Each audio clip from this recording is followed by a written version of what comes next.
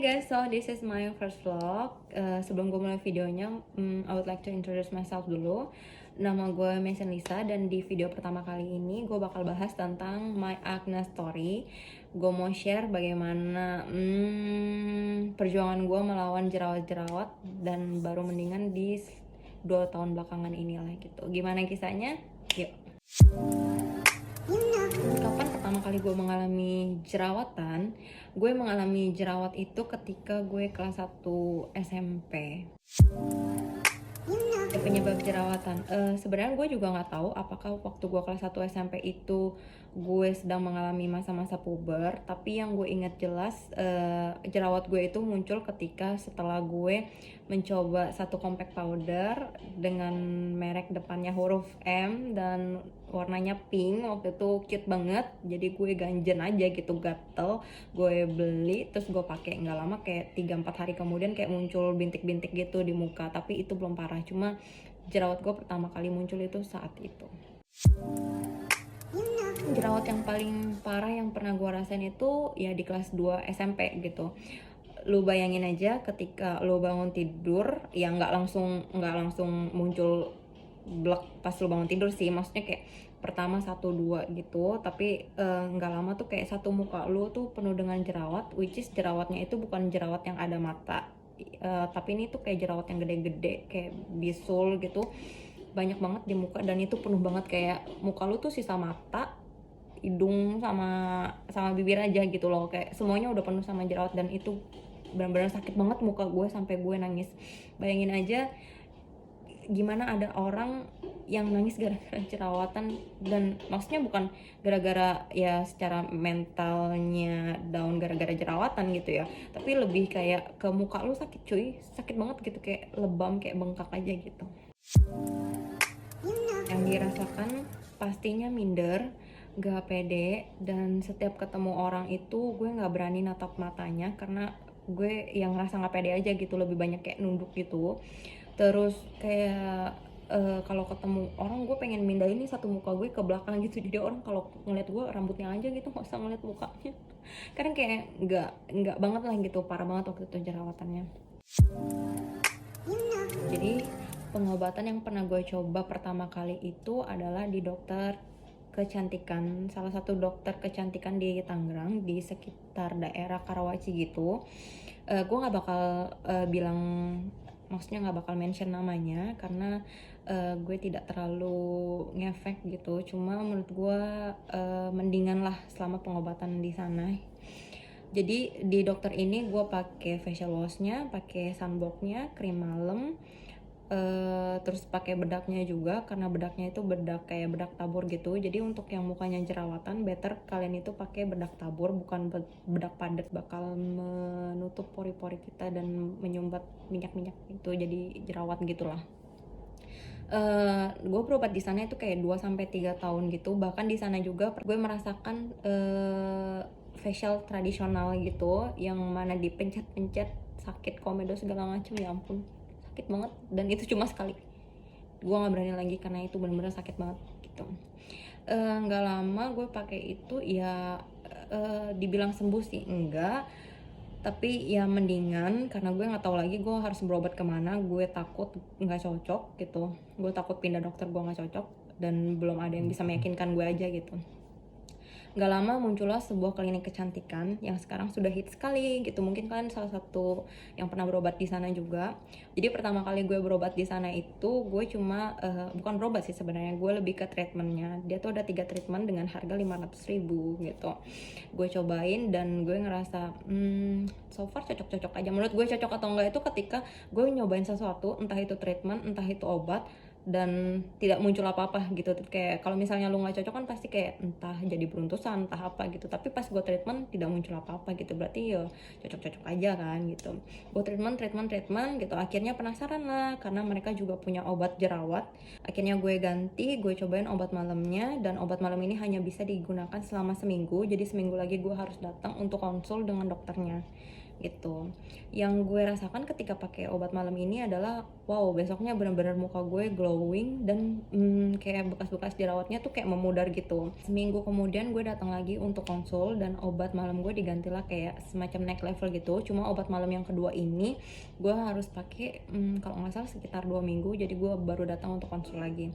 Nah setelah pemakaian obat yang kedua ini 3-4 hari kemudian gue ngerasa muka gue udah gak wajar banget, jadi kayak aneh aja gitu, kayak parah dan gak sebagus obat malam yang pertama. Nah akhirnya gak sampai 2 minggu gue langsung datang untuk konsul lagi dan gue tanya ke dokternya apa yang terjadi. Ya dia bilang ya namanya obat semua cocok-cocokan, terus kayaknya gue harus menghentikan dulu pemakaian obat malam yang kedua ini, dan treatment gue yang tadinya ada 3 dikurangi jadi 2 doang, karena salah satu tuh kayak yang laser-laser gitu, dimana kalau jerawat lu meradang lu nggak boleh laser karena itu bisa buat lebih parah gitu.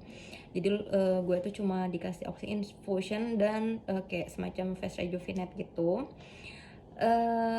Dan dokternya ya udah cuma menghentikan pemakaian obat. Gue juga minta balik ke obat malam yang pertama, dia bilang nggak bisa karena sudah discontinue.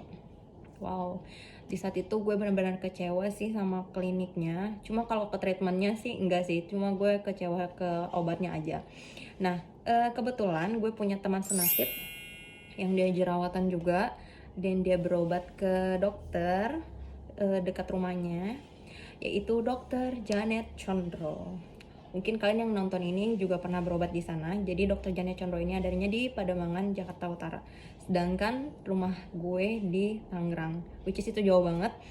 Tapi gue karena udah lelah dengan perjerawatan ini, akhirnya gue beraniin diri lah untuk ke sana. Gue ke sana, ketemu dokternya, konsulnya itu gratis. Dokternya nggak megang muka sama sekali, dia cuma lihat muka lo, tanya lo pakai skincare or berobat kemana. Ya udah, terus dia kasih kayak obat malam, sunblock, facial wash, sama obat kompres gitu sih. Kalau misalnya lu lagi jerawatan, lu bisa kompres itu gitu. Dan gue seneng banget ke dokter Janet Condro, selain karena berhasil di gue gitu. Selain itu juga dia murah.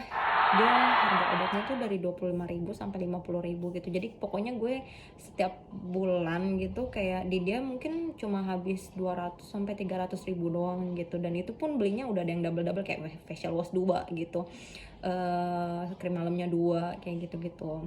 Dan kalian bisa lihat kalau di foto-foto sebelumnya itu jerawat gue parah, sempat kayak mendingan parah gitu. Dan gue sekarang sudah menemukan dokter yang cocok sama gue. Sekarang jerawat gue hasilnya kayak gini, jadi sekarang kayak mendingan banget. Ini tinggal bekas jerawat karena gue menurut jadwalnya 2 atau 3 hari lagi bakal PMS. Dan ini gue sama sekali tidak pakai makeup ya guys, tidak pakai alis, padahal gue juga emang nggak bisa pakai alis, nggak pakai lipstick segala macem. Tadam, tuh nggak ada bedaknya. Oh ya, selama pengobatan di Janet Condro, jadi gue juga berinisiatif untuk melakukan beberapa pantangan gitu, kayak misalnya nggak makan kacang-kacangan, nggak makan goreng-gorengan. Terus juga ada yang bilang nggak boleh tidur malam, karena kalau misalnya tidur malam itu bisa nimbulin jerawat kayak gitu. Atau gue juga terbiasa gara-gara jerawat yang super panjang kisahnya di dalam hidup gue, akhirnya gue tuh kebiasaan tidur itu nggak balik kanan nggak balik kiri, jadi gue tidur tuh cuma ngadep atas.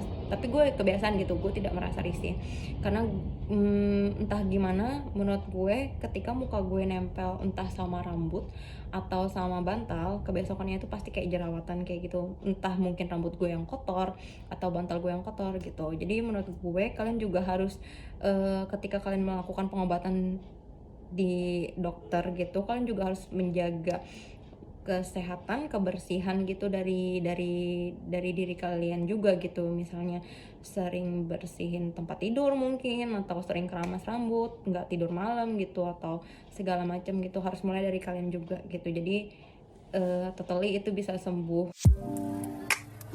Oke, yang terakhir, hikmah apa yang bisa diambil dari jerawatan? Untuk kalian yang gak jerawatan, bersyukurlah karena kalian gak pernah nambah-nambahin masalah dalam hidup kalian, yaitu jerawat gitu. Kalian hanya perlu kayak merawat diri kayak ya ke dokter kecantikan hanya untuk gimana sih cara putihin, bikin glowing segala macam kayak gitu.